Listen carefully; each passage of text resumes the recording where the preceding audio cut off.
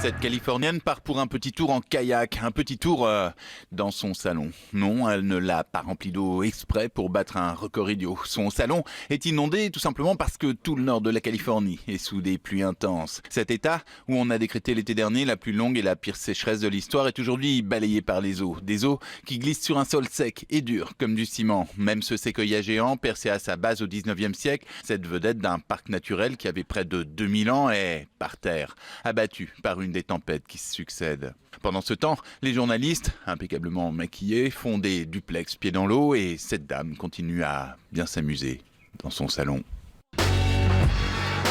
Hier soir, dans sa première conférence de presse, Donald Trump a répété qu'il construira le mur très vite à la frontière avec le Mexique et que les Mexicains paieront ce mur d'une manière ou d'une autre. Ce matin, le président mexicain a répondu que le Mexique ne déboursera pas un peso pour ce mur. Autre moment de cette conférence de presse qui a échappé à pas mal de commentateurs, celui où Trump montre ses dossiers qu'il va signer, dit-il, pour que ses fils s'occupent de ses affaires pendant qu'il sera président.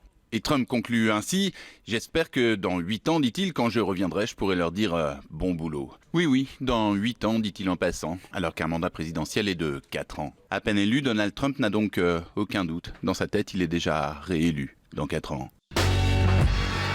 Des chirurgiens au bloc sont en train d'opérer Batman, une transplantation cardiaque. Un Batman qui appartient à ce petit garçon de 6 ans, qui va lui aussi recevoir un nouveau cœur. Dans cet hôpital pour enfants, les médecins ont eu une idée. Ils opèrent les doudous de leurs petits patients.